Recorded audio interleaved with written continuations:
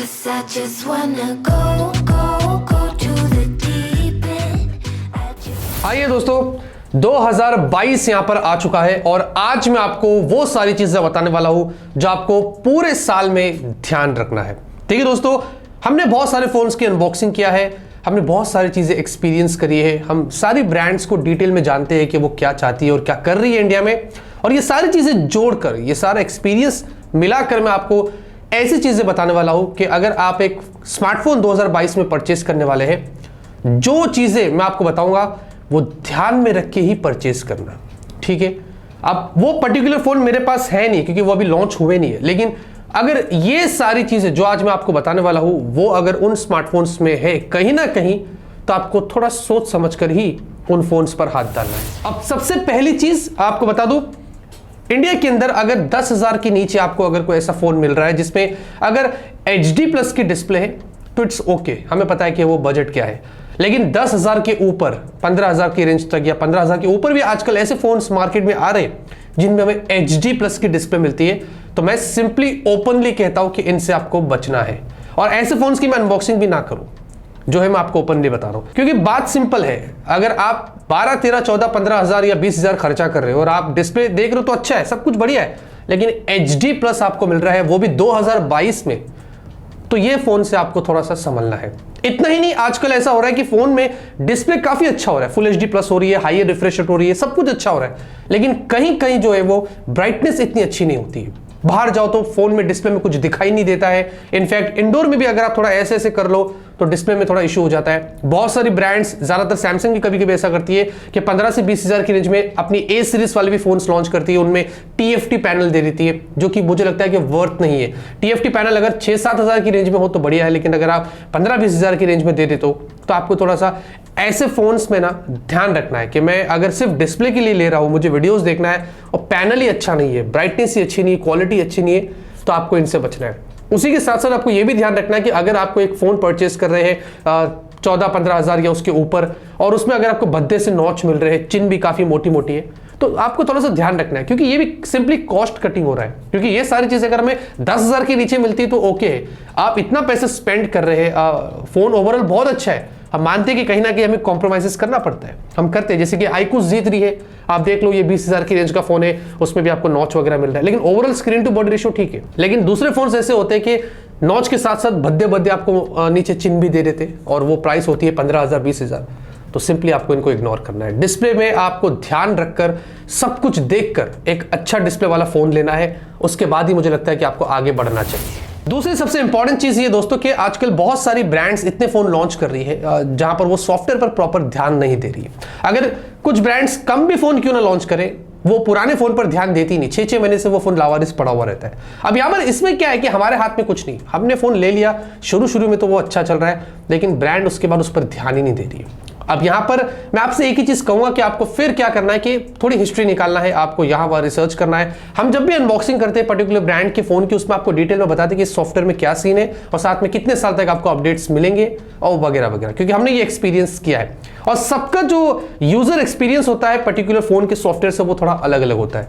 अभी हाल ही में Poco X2 का कैमरा डेड हो गया अपडेट से, कुछ फोन ब्रिक हो रहे, और OnePlus जैसे कभी कभी फोन्स में परफॉर्मेंस को बीच में पता चला कि डिग्रेड कर रहा था, एप्पल का सीन हुआ था, सैमसंग के फोन्स में भी आजकल ब्लोटवेयर आ रहे हैं, आपको तो पता ही है। तो ये सारी चीजें जो वो डिपेंड करता है, लेकिन कभी कभी आप जब भी एक फोन लो तो आपको थोड़ा सा माइंड क्लियर करना है कि आप जो फोन ले रहे हो उसका सॉफ्टवेयर एक्सपीरियंस आपको यहां पर कैसा मिल रहा है, कितने साल का आपको अपडेट मिला है। मिनिमम तो मैं बोलूंगा कि 2 साल तक अगर अपडेट ब्रांड नहीं देती है, उस फोन की तरफ आपको नहीं जाना। अगर 1 साल हो तो कंप्लीटली उसको इग्नोर करिए, क्योंकि ये मैं आपको ऑनेस्टली कह रहा हूं, ओपनली कह रहा हूं, ऐसे फोन्स में फिर आपको 1 साल के बाद कोई अपडेट नहीं मिलेगा तो फायदा ही नहीं। क्योंकि हम जब फोन ले रहे तो एटलीस्ट 2-3 साल के लिए लेते ही, तो मिनिमम 2 साल का अपडेट उसमें होना चाहिए, और ज्यादा ब्लोटवेयर ना हो, एड्स के लफड़े ज्यादा ना हो।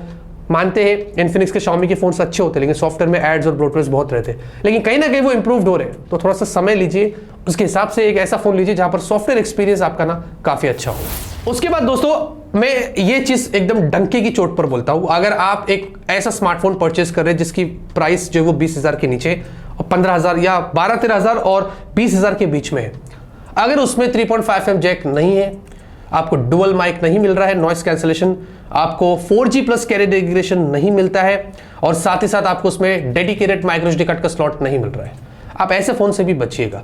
मैं ये नहीं बोल रहा हूं कि अगर खाली माइक्रो SD कार्ड का स्लॉट नहीं है डेडिकेटेड तो फोन को इग्नोर करिए, नहीं। ये चारों चीजों में से एटलीस्ट अगर 3 चीज भी ना हो तो ये फोन आपको नहीं लेना। 4G प्लस कैरियर रिकग्निशन आजकल बहुत इंपॉर्टेंट है। हमने एक्सपीरियंस किया है फोन्स में, हमने एक 4G वाला और एक 4G प्लस वाला फोन देखा है, हमें पता है कि स्पीड में क्या फर्क आता है। दूसरी चीज, डुअल माइक होना चाहिए, ये बहुत इंपॉर्टेंट चीज है वीडियो के लिए भी, कॉलिंग के लिए भी। और उसके अलावा डेडिकेटेड स्लॉट होना चाहिए। क्यों? क्योंकि कभी कभी लोग 2 सिम यूज करते हैं, कोई जियो का करता है इंटरनेट के लिए, कोई दूसरा भी सिम कार्ड यूज करता है पर्सनल, और साथ में माइक्रो SD कार्ड भी उनको चाहिए होता है। क्योंकि आजकल 12 से 20 हज़ार की रेंज में हमें स्टोरेज भी इतनी ज्यादा नहीं होती ना, कभी कभी 64 GB होती है, वो हमारे लिए सफिशिएंट नहीं होता है। और 3.5mm जैक तो बहुत इंपॉर्टेंट है, क्योंकि हम सारे के सारे लोग अमीर नहीं होते जिनके पास 1500-2000 रुपए हो और वो वायरलेस ईयरफोन इस्तेमाल करें और टाइप सी वाले ईयरफोन्स नहीं। 300-400 वाले वायर्ड ईयरफोन्स होते हैं जो हम यूज करते हैं और बहुत ही अच्छे ड्यूरेबल होते हैं, कमाल की ऑडियो भी देते हैं। तो 3.5mm जैक भी अगर आपको 20,000 की रेंज के नीचे नहीं मिल रहा है तो ऐसे फोन को कंप्लीटली इग्नोर करिए। मैंने इन्फिनिक्स को कितने बार बोला है कि डुअल माइक दीजिए, मोटोरोला को मैंने बोला है कि आप डेडिकेटेड स्लॉट दीजिए, Xiaomi को हमने पर्सनली बोला है, Realme को भी हमने फीडबैक दिया है। तो ये सारी चीजें हम बोलते रहते हैं। अगर ये सारी चीजों में से मेजर चीजें अगर आपको एक फोन में नहीं मिल रही है 20,000 की रेंज के नीचे, तो ऐसे फोन को भी कंप्लीटली इग्नोर करिए। फिर बात करेंगे प्रोसेसर की, इसकी तो बात बनती है। और मैं आपसे बता दूं, प्रोसेसर एक फोन में ना बहुत इंपॉर्टेंट होता है। लेकिन एक चीज ये भी गौर से सुनिएगा, सब कुछ प्रोसेसर ही नहीं होता है। बहुत सारे लोग ऐसे होते हैं जिनको दूसरे भी चीजें करनी होती है। अगर प्रोसेसर डिसेंट हो, ध्यान से सुनिएगा, डिसेंट हो तो no issue. For example Samsung Galaxy M32, overall ये फोन बहुत अच्छा है। प्रोसेसर जिस प्राइस पर वो मिल रहा है 15,000 में, Helio G80 डिसेंट में बोल सकता हूं उस प्राइस पर। हालांकि ये और भी कम होना चाहिए था प्राइस, लेकिन स्टिल मैं बोलता हूं ओके। इस प्राइस पर अगर Helio G35 होता तो मैं कंप्लीटली आपको बोलता कि इसको इग्नोर करिए, क्योंकि हम अब 2022 में हैं और हमें 15,000 में 20,000 में स्नैपड्रैगन 662, Helio G35 ऐसे चिपसेट्स मिल रही है।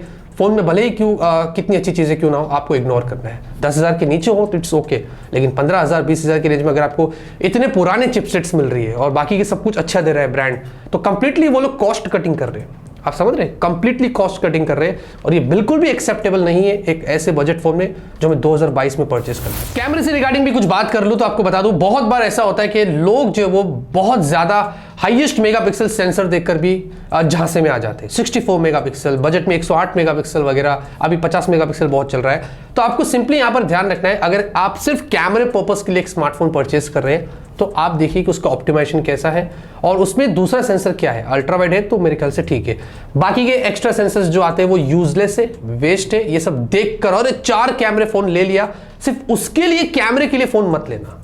मेन चीज होती है प्राइमरी सेंसर, उसमें कैसा काम हो रहा है। आजकल बहुत सारी ब्रांड्स दे रही है, ऑप्टिमाइजेशन भी ठीक होता है, कुछ कुछ नहीं कर पा रही ऑप्टिमाइजेशन शुरू में। जैसे कि मोटोरोला का G31 हमने अनबॉक्सिंग वक्त क्लियरली बोल दिया था कि स्टार्ट में ऑप्टिमाइजेशन ठीक नहीं था, हमने ब्रांड को फीडबैक दिया प्लीज इसको फिक्स्ड करिए, उसके बाद अगर वो फिक्स्ड होता है तो बढ़िया है। तो ऐसे ही दोस्तों, आपको सिर्फ ज्यादा मेगापिक्सल या 4-4, 5-5 कैमरा देख के फोन नहीं लेना है। आपको समझना है कि आपका यूज क्या है कैमरे में, वही सारी चीजें देखकर आपको इस फोन की तरफ बढ़ना है।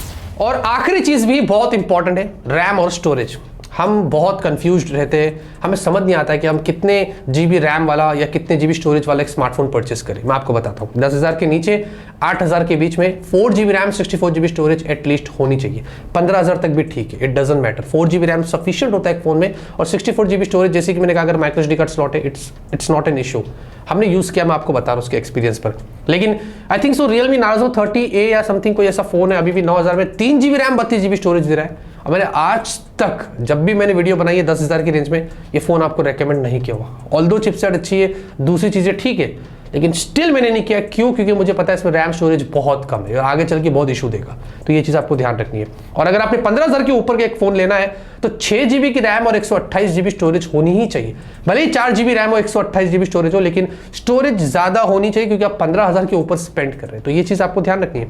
एक और बहुत इंपॉर्टेंट चीज, अगर कोई फोन आप 15,000 के ऊपर ले रहे हैं इंडिया में, तो आपको ध्यान रखना है कि स्टोरेज सपोर्ट भी अच्छा होना चाहिए। UFS तो होना ही चाहिए, LPDDR4X रैम सपोर्ट होना चाहिए। अगर उसमें eMMC स्टोरेज है, बचना है, क्योंकि आप 15,000 रुपए के ऊपर स्पेंड कर रहे हैं और फोन आगे चल के थोड़ा सा लैग हो रहा है। लैग तो नहीं होता आजकल, चिपसेट थोड़ी ठीक होती, थोड़ा सा ऐप ओपन क्लोज में टाइम लग जाता है, वो eMMC स्टोरेज में होता है। फिर आप पछताएंगे, आप बोलेंगे यार मैंने 16-17 हज़ार रुपए स्पेंड कर दिया और ऐप ओपन होने में इतना वक्त लग रहा है। तो ये आपको समझना है। तो दोस्तों, ये वो सारी चीजें थी जो बहुत इंपॉर्टेंट थी, जो मैंने आपको बता दिया कि जब भी आप एक स्मार्टफोन परचेज करते हैं, चाहे वो बजट हो, मिड रेंज हो, फ्लैगशिप हो, ये सारी चीजों को आपको अपने दिमाग में रखना है। आपको क्या एक्सपीरियंस मिल रहा है इस फोन से, आपको वो देखना है। आपका क्या मेन काम है। आप डिस्प्ले के लिए ले रहे हैं, आप कैमरे के लिए ले रहे हैं, आप बैटरी के लिए ले रहे हैं, आप किस चीज के लिए ले रहे हैं, गेमिंग के लिए ले रहे हैं, उसके बेसिस पर आपको एक फोन चूज करना है। और जो चीजें मैंने बताया इन चीजों को भी ध्यान में रखना है, तो ही मुझे लगता है कि आप एक अच्छा फोन अपने लिए परचेस कर सकेंगे जो आपको 2 से 3 साल आराम से यहां पर चलने वाला है। इतने दोस्तों इस वीडियो के अंदर ऐसे और इंटरेस्टिंग वीडियोस आपके लिए लाता रहूंगा, आपको अलर्ट करता रहूंगा हमेशा की तरह। चैनल पर नए तो सब्सक्राइब करिए, लाइक करिए। तब तक के लिए ऑलवेज कीप स्माइलिंग।